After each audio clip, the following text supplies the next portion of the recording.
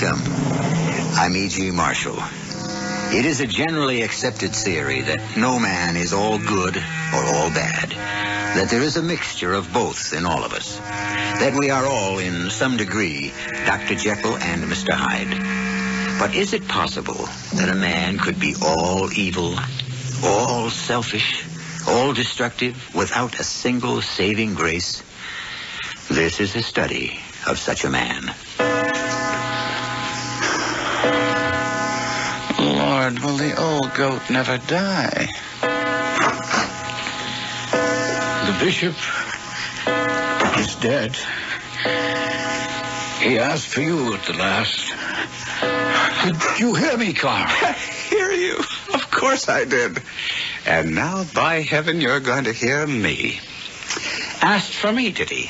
The slavering old hypocrite. Carl! He could no more stand the sight of me than I of him. But now he's gone, and there's nothing to stop me. The estate is mine. The money is mine. Now I can rock the rafters, the 7 deadly sins, the 10 commandments. I'm to commit all the first, and I'll break all the second. I'm going to cut such a swath, the devil himself will envy me.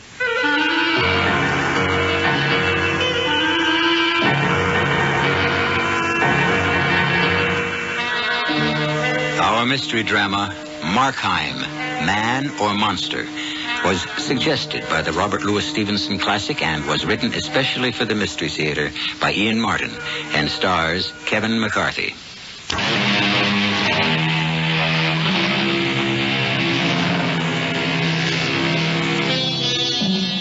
I'm going to cut such a swath that the devil himself will envy me. These explosive words from the tall young man who had waited so long for his great-uncle to die shook the man who had brought the news, Dr. John Devlin. In stunned disbelief, he looked at the handsome young man still in his 30s, whom he loved as a son, while memory raced quickly through his head.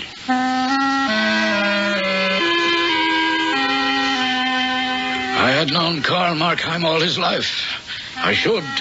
I brought him into the world. Perhaps what I should be saying is I thought I had known him. Oh, I realized that beneath the dark, Byronic beauty of his physical presence and his magnetic charm, he was lazy and shiftless and frequently arrogant. But since his parents' death, I had stood in loco parentis to him and accepted his faults as any parent eventually must do with a grown man. And yet, till this moment, I had failed to realize the ugly evilness that lurked deep within him. Carl, control yourself. The house is full of mourners who loved and respected the great man we have just lost. Come with me quickly into the library till you can get hold of yourself. I can control myself, Uncle John. If I could keep myself in hand, swallow my bile all those years I had to scratch for handouts, how easy do you think it's going to be for me now that I'm king of the hill? Carl, boy, save some pity and sorrow for the poor old man. He was your great uncle. He was a family nemesis. He sat on the estate and the money, pontificating on the virtues of frugality and self-denial, refusing my father his share, hounding him into mediocrity, turning him into a fawning dog, killing him in the end. And my mother with him, may he rot in hell. The bishop.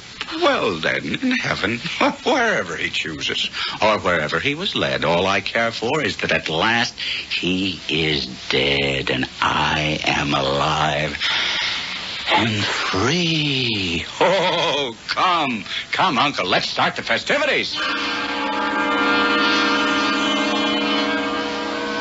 I follow my foster son from the room, my old legs unable to keep up with the vigorous stride of his younger ones. I watch him pass among the guests, a perfect picture of subdued grief and compassion. His tall figure above everyone as he moves through the crowd of mourners towards the Childers family, oldest and dearest friends of Carl's father and mother.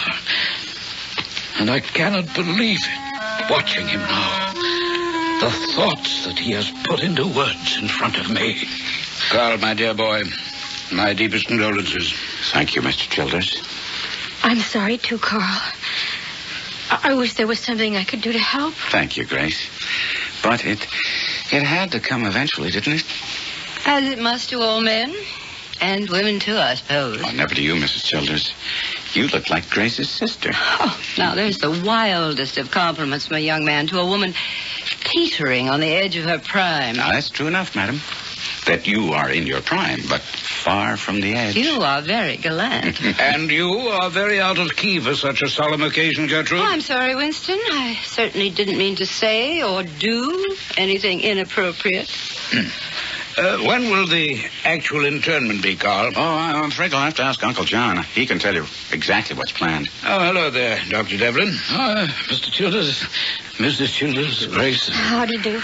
Always a pleasure to see you, Dr. Devlin, even under these most unhappy circumstances. I've got to get a breath of air, Grace. You want to join me on the balcony? Oh, yes. Will you excuse us for a moment? Uncle John, I leave everything in your charge. I've got to get away, and Grace has been kind enough to offer to accompany me. Now, just a moment. I think we should let the young people have a moment alone to gather themselves together, as the rest of us must plan to do. Well, of course, darling, if you think so. You'll excuse us then? By all means.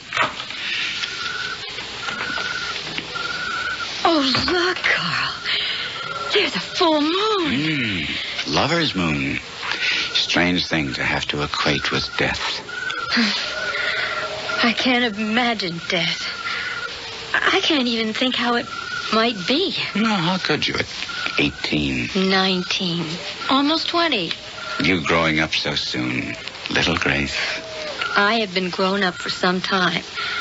And let's not go through any of that old routine about how you used to dangle me on your knee.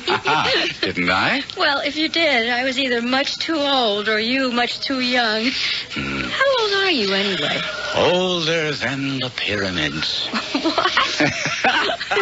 Before my great-uncle died. Now, I've dropped a decade like a snake sloughs his skin. I'm back to my 20s, not my 30s. Oh, I wish you really believed that. Carl, I've been in love with you all my life. I wish you could see me as a woman. Grace, my dear. Carl, excuse me, but the undertakers are here. I think you ought to be with us to make the arrangements.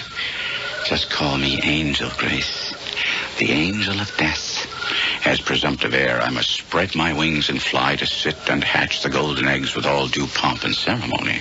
Oh, I'd love to call you Angel, but for very different reasons. And now you can afford a wife. You know, you are a very forward little minx. And, an attractive one. Carl, how are you coming? Oh, I wouldn't miss it for the world, Uncle John. I can't wait to be in at that death. I'm very displeased with you, Gertrude. Are you, Winston, dear? What about this time? Grace, sending her off with that great Markheim. You disapprove of young Markheim as a husband for Grace? Well, he's not young. Well, he's in his 30s, young enough, and now gloriously rich. Well, I'm sorry to disappoint you, my dear, but as family lawyer, I happen to have drawn the bishop's will. The entire estate goes to the church, except for a small pittance to his grandnephew. Oh, no. Oh, look at Grace, the way she looks at him. You can see she adores him. And, well, she does have money of her own. On which, as long as I have any say about it, he'll never lay a finger. They're coming this way. I'm returning your daughter to you, safe and sound. If you'll excuse me, I understand the undertakers are here, and I shall be needed. Then we'll go. Grace, you and your mother go home. I shall stay for the reading of the will. So soon? If you prefer to wait. No, by all means. Let's have anything pleasant that we can on this unfortunately dreary occasion. I shall make all due haste to have the bishop transported to the mortician so that he can robe and prepare him for his lost retreat. Carl! Oh, forgive me, Mr. and Mrs. Childers, but Carl, you're keeping us waiting. If you'll excuse me. Quite all right. I'm sorry, Uncle John. I didn't realize that the old boy was in that much of a hurry. I don't believe it. Everything. The estate, this house, all the money to the church. You heard the will? I'll contest it. I'll drag it through every court. Now, easy, Carl, easy. He left you a yearly allowance. £1,000 a year? Well, that's not enough to keep me in cigars. I think the bishop had it in mind that it was high time for you to start earning your own living. Don't you look down your nose at me, you pompous fat. Carl, control yourself. It's quite all right, Dr. Devlin. I can well understand Markheim's disappointment. But time will accustom him to his new status in life. The will entitles him to stay on for 6 months in the house. It will take that long to clear probate anyhow. He'll never clear probate. I'll contest. That's your election. But let me warn you, Markheim. I drew this will, and it's ironclad. You can't break it. Besides, it'll cost money to contest, and it seems that's what you have, in your own words, very little of. Good day, gentlemen. Good day, Mr. Childers. Oh, that fat, supercilious, vulgar little... Oh, will you stop it? I can't bear to see you like this. You mean as I really am? No, I won't believe that of you. Then watch me find a way to cut him down to size. You can't, Carl. You have no power to change what is. Oh, you think not? You think not? When one has no scruples and long ago buried his conscience, anything and everything is possible. Now stop looking so scandalized. Is the naked truth more than your Victorian morals can bear?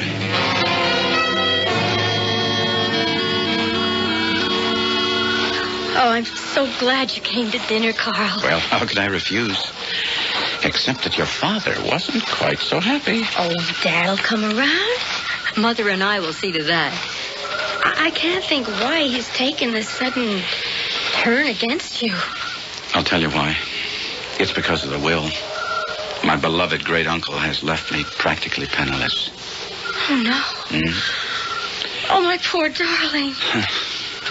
Oh, but you, with your wonderful brain and all your connections, you can find a way to be as rich as you want to be. Well, that takes time, and I don't get any younger. Oh, you'll never look old. I adore you, my darling. I have all my life watching, waiting for you to grow up. To be old enough to ask you to be... Well, it's all impossible now. What's impossible? For us to be married? Just because you haven't much money? Well, I have more than enough for both of us. Mine that my uncle left me. Oh, darling, if that's all that stands between us, kiss me, and we'll be married as soon as it's decent. No, sir. Never will I give my consent. You'll never get either my daughter or her money. When she's 21, I know your staying power. You'll never wait that long. You and my daughter will never be married. I wouldn't be so sure of that, Mr. Childers. I promise you that I'll give you cause to regret your attitude before all is done between us. Oh, my darling, I love you so. If this is the only way, then I'm not ashamed. I'll be proud. It's the only way, and I promise you, you won't be sorry. Oh, how can I ever be sorry for loving you? You poisonous scoundrel. Is this true, Grace? Yes, Father. You're going to have his baby? How long? I'm in my 4th month. Lord, no. It would seem, Mr. Childers, that after all, a marriage has been arranged.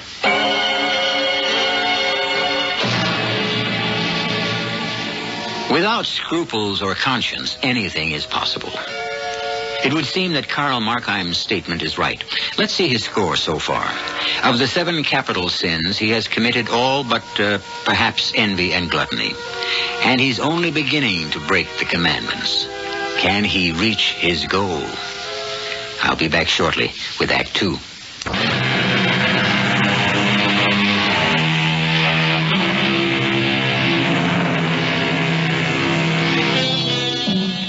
A marriage was arranged, and young Grace Childers became Karl Markheim's willing bride.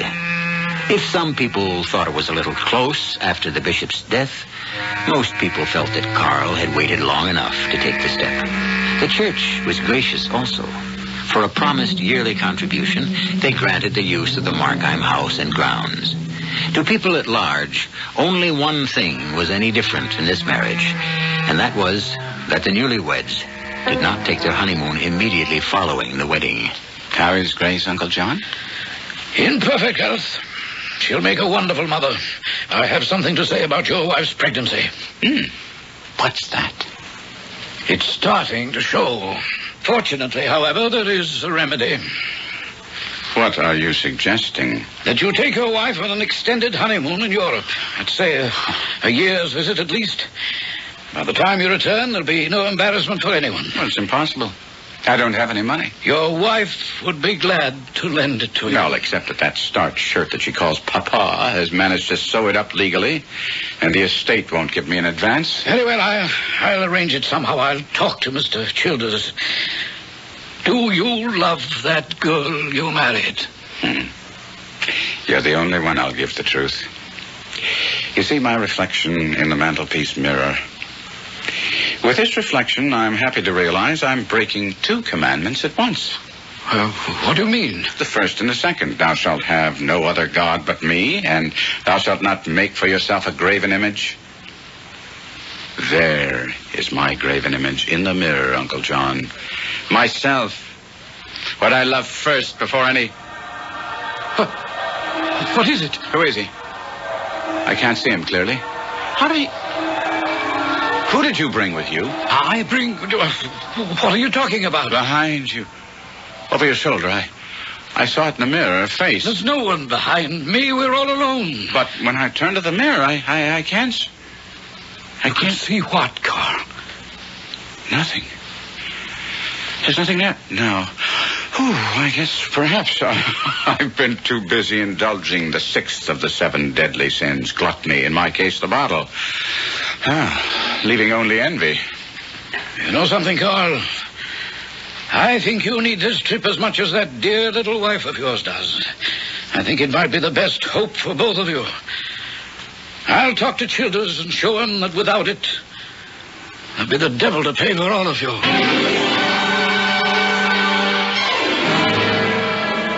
I respect your opinion, Dr. Devlin, and I applaud your belief that there is one decent streak somewhere in that young blackguard's makeup. But I'll do everything legally in my power to keep his hands off my daughter's money. But it is her money. She's not of age. She's married and having a child. It seems to me age is irrelevant. What is irrelevant is my husband, Dr. Devlin. He's a century behind his times. Which is exactly why he's going to release Grace's money and stay out of this. Gertrude, I don't want you interfering. There are a lot of things you don't want, Winston, but I'm not going to stop to listen to them because it might take weeks.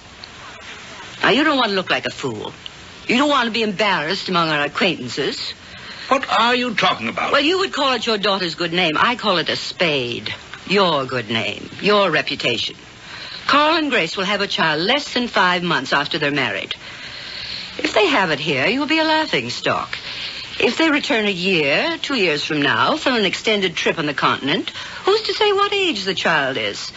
And your reputation will be salvaged, as well as your daughter's. You have no choice. She had cut to the heart of the matter, and Childers had to give in. Grace got her money, and Carl and she their honeymoon. If that's the proper name for it. I made a trip to France myself to deliver the baby, which I'm sad to say was fruitless, since the child was born dead. Now, you mustn't take it so hard, Grace. It was no one's fault. Perhaps. I can assure you medically it was sheer unfortunate accident. It was better, actually, this child didn't live. But that doesn't mean you can't have as many more as you want. As I want. Yes. The problem isn't me, Dr. Devlin. It's what Carl wants. Well, Grace, after I've talked to him... Can you talk to him is the question. Can anyone talk to him? What is it, my dear? You can confide in me. No. No, I won't say anything against my husband. I still love him, God help me. He can't seem to help Carl. Maybe you. Maybe you are the only one who can.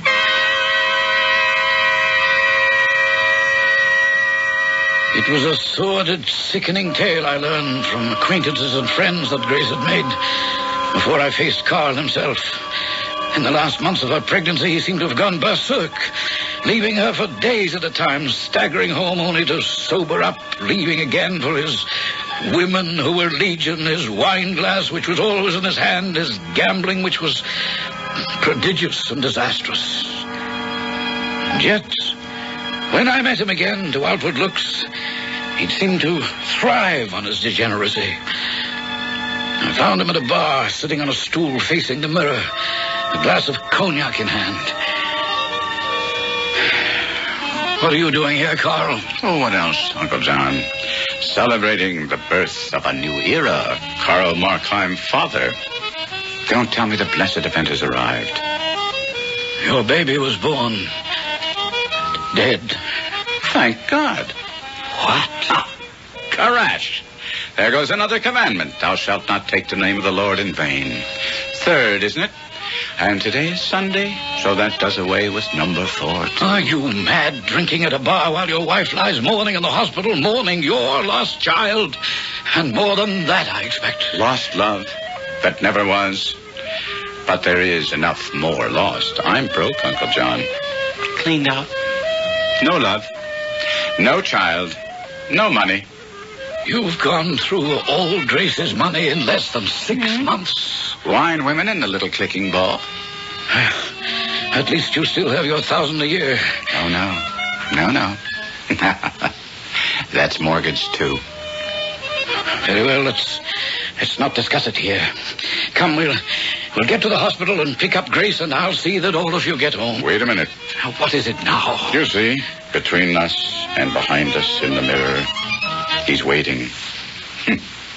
He's always waiting. He will not let me go. There's no one there, Carl. Not when you turn around, but I haven't the courage for that anymore. In case he might be. All right, then I'll prove it to you. I'll turn you. There. Do you see anyone? No. Then let's be on our way.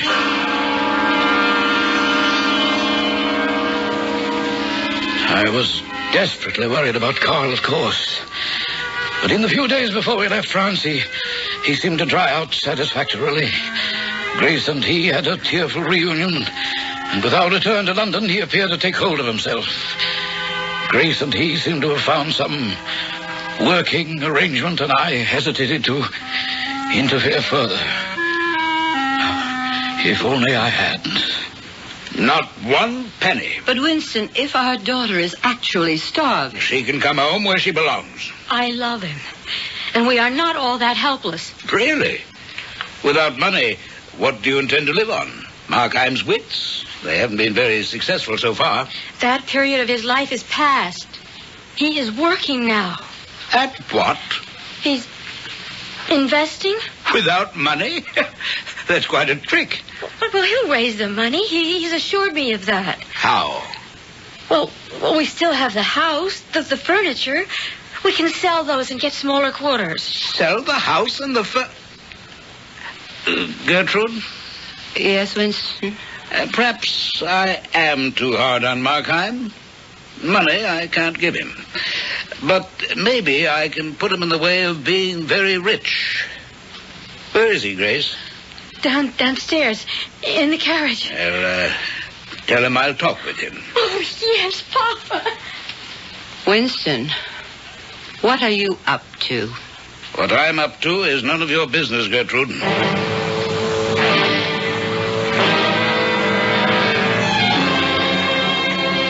I won't pretend to have any love for you, Markheim, and I've no money to lend you.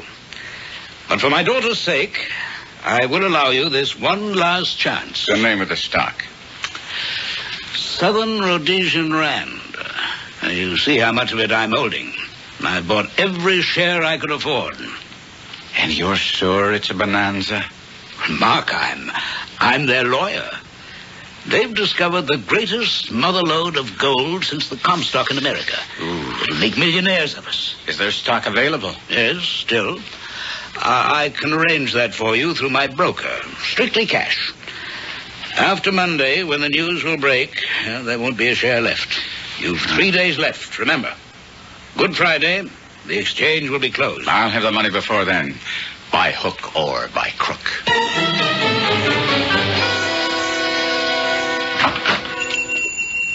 Good morning, Mr. Ross. Who is that? Oh, it's you, Markheim. Well, what is it this time? The usual, my frugal and parsimonious friend. I am in need of cash. Only for a matter of days, however. Days? And what is the security? The entire contents of my mansion. A treasure house.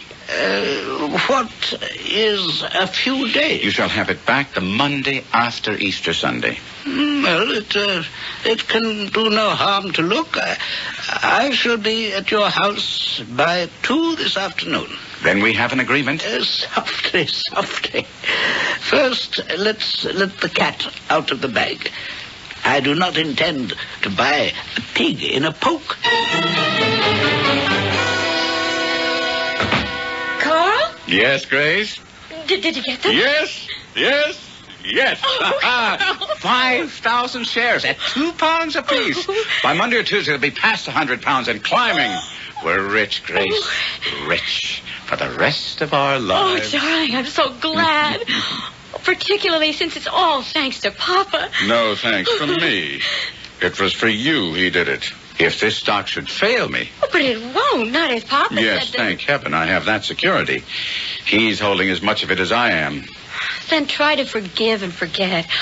Carl, come to the country with us for an old-fashioned Easter, and let's be a real family at last. No, damn it, I couldn't stomach the whole weekend. I'll make a bargain. You go up tomorrow with them, and I'll join you on Sunday. I'm quite sure one day will be all your father and I can stand of each other.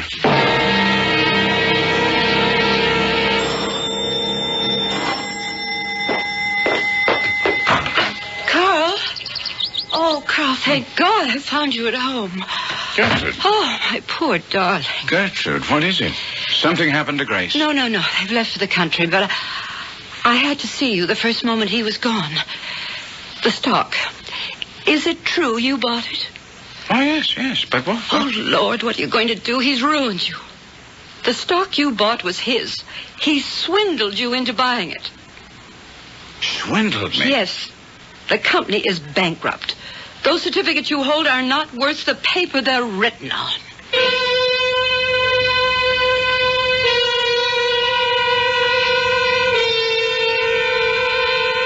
For a moment, Markheim stares at Gertrude in utter incredulity. Then, as he turns in a fury to slam his fist against the wall, there, in the hall mirror, he sees his reflection and Gertrude's.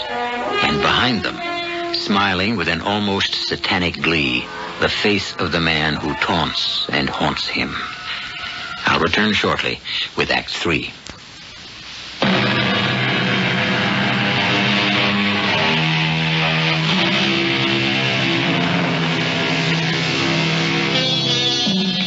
At the sight of that tantalizing mirror image, his eyes misted by the red blood of frustrated fury, Carl Markheim whirls back towards Gertrude. Frozen into immobility at the door, hands in front of him, fingers curled as if to choke and strangle, he moves toward her until suddenly she cries out, Carl? What? Oh, it's you. Oh, for a moment I thought... No, he's gone again. Who? My nemesis. Doesn't matter. Come, let's go inside. I need a drink. For a moment, I thought you were going to strangle me. Not you. Him. Winston? Who? Oh, him. No. Well, if he were here, and if what you say is true, I might have. It's true. You can pour me a drink, too. I almost wish he had been here. Here's your drink. Thank you. To oblivion. Strangling's too good for him, if you'll excuse the expression. I'll even drink to it. I'm the one who's had to live with him the last 25 years. Carl, is there nothing you can do? Nothing. Except try to devise a way to hit him where it hurts for the longest time possible. I know a way. How? No. No, I couldn't do that to Grace. She is my daughter. No, there's little you could do to Grace that I haven't done already. Or that I'm not now committed to do. I don't own any of this furniture or the house I pledged. I'll land in jail. Now I am a thief. That's number 8. I've come pretty close to fulfilling my prophecy. What prophecy? What is number 8? Number 8 is thou shalt not steal. Oh, the other doesn't matter. You don't love Grace, do you? You never have. That's right. Even before this, I had nothing left to offer her. It would have been kinder if I could have found some way to kill her love for me, but apparently I can't. Give me another drink. All right. You used to consider me a very good-looking woman. Was that one of your lies, or did you mean it? Oh, that I meant. Which brings up the subject of number 9. What? Thou shalt not covet thy neighbor's wife. Or have you broken that one? No. Nor, as it happens, have I broken number 7. Adultery. It's the first thought that ever crossed my mind when I first met you. It was in mine, too. Grace and Winston are already in the country. I'm not driving up till tomorrow with Dr. Devlin. The one single thing that would most devastate Winston is to be cuckolded. Grace need never know. But depend on it, I would let him know. By heaven, Gertrude. It's almost worth it all for this moment.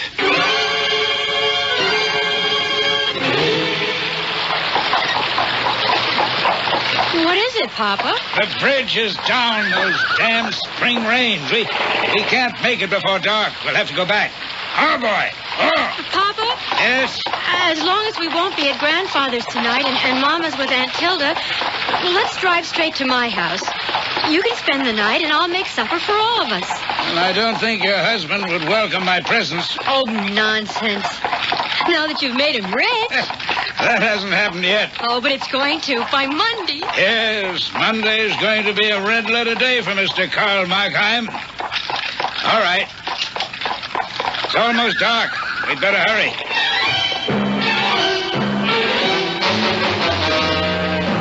I can't understand where Carl could be. Oh, thank you for carrying up my bag, Papa. I'll just put it on my bed. Good Lord. Carl. Mama.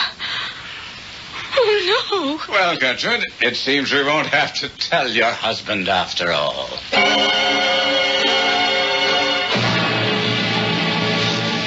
I'd never have believed it, Carl. I could believe every rotten thing about you but this. Why, you've broken Grace's heart and destroyed the marriage of my friend and your father. I broke Grace's heart a long time ago. She's lucky to be free at last. As for your friend and my father's friend... Gertrude told me what he'd done to you. And I was ready to bail you out until this last unconscionable act. I now want you to know that I'm through with you forever. You have lost the last friend you have. Except one. Who?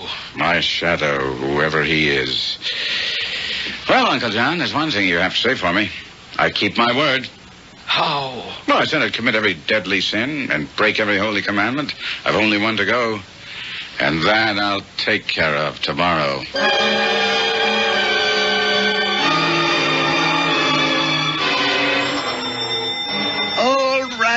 All right. I'm coming.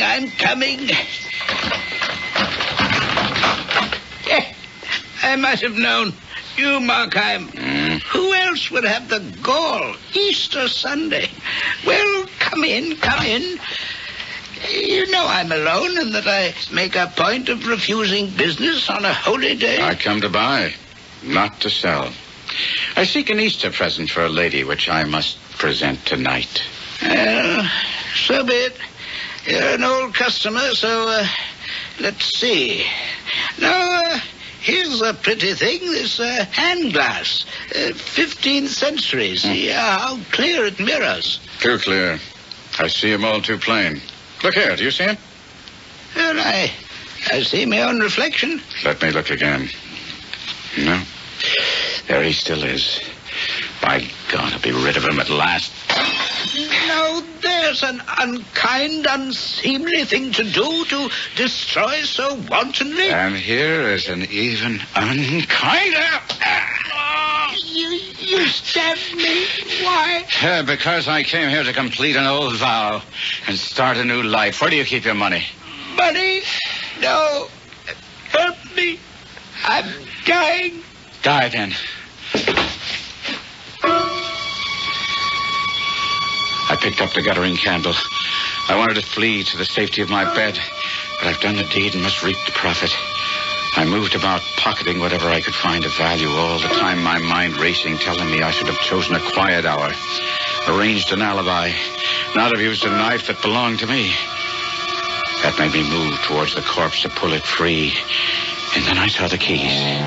There was money, much money, enough money to save me, hidden somewhere in this house. I must find it.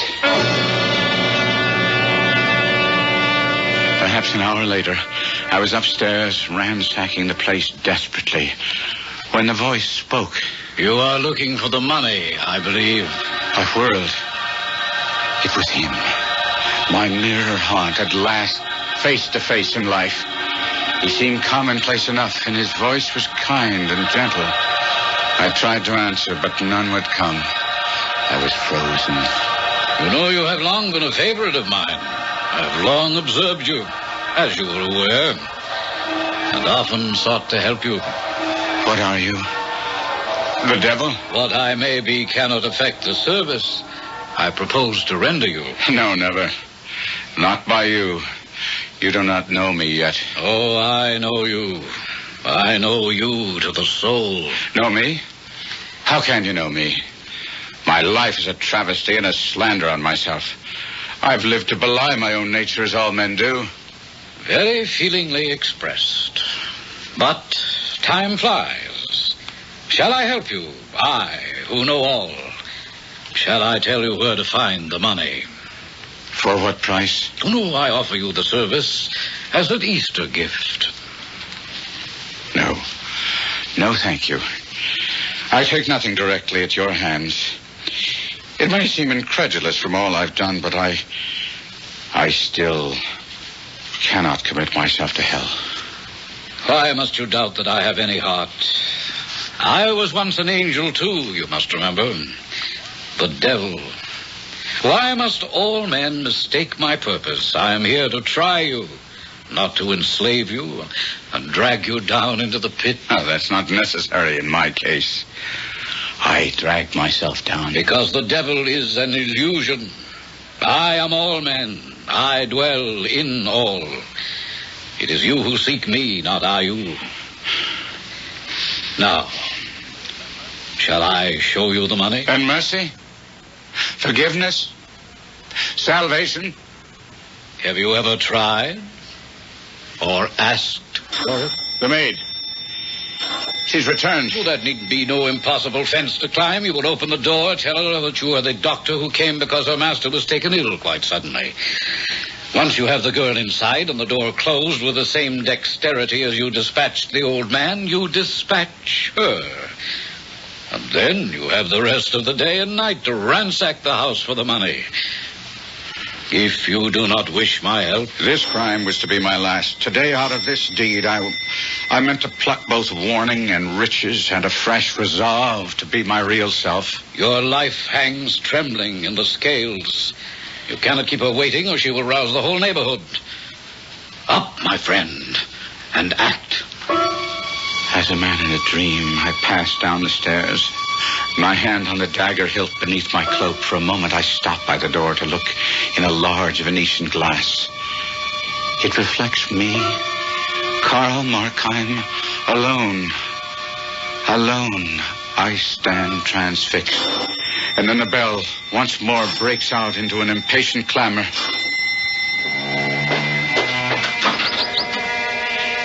You had better go for the police, miss. I have just murdered your master.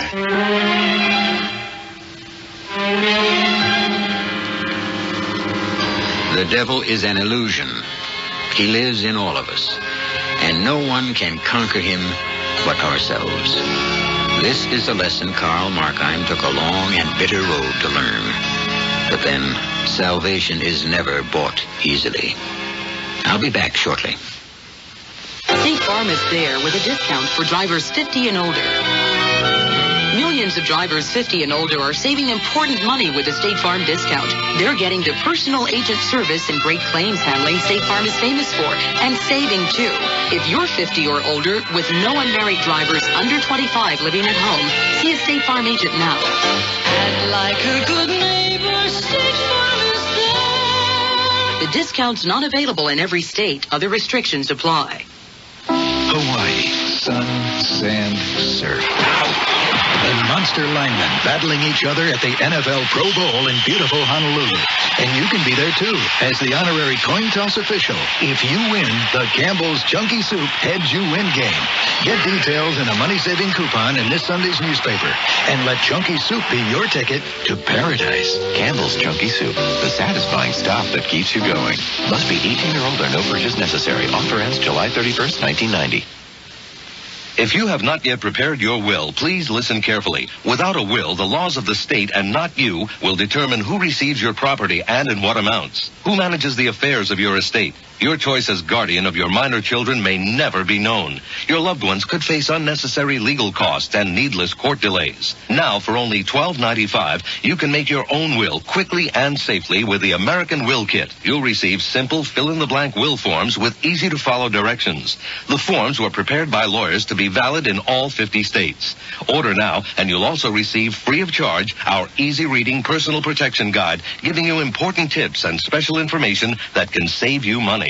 Now is the time to take advantage of this special mail order opportunity. To order, call toll-free 1-800-542-1212. Only $12.95 plus shipping. That's 1-800-542-1212. Money back if not satisfied. Call now, 1-800-542-1212.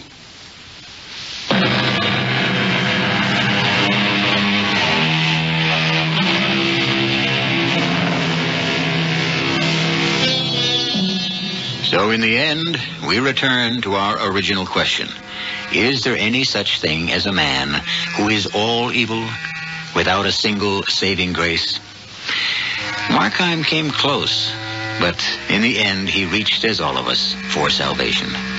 For once not asking, but offering himself as sacrifice to the mercy of God, or perhaps the devil within him. So, with a lift of hope, we end our tale. The image of God dwells within us, too. There is some small kernel of good, at least, in all of us. Our cast included Kevin McCarthy, Grace Matthews, Rosemary Rice, Guy Sorrell, and Ian Martin. The entire production was under the direction of Himan Brown. You're listening to an early steam locomotive. A reminder of when it took forever to cross this country, and when people with epilepsy had little hope of a normal life. Today we use modern transportation, but many Americans still cling to outdated ideas about epilepsy, ideas that haven't kept up with progress. A progress report on epilepsy. One of the most dramatic advances of recent years has been in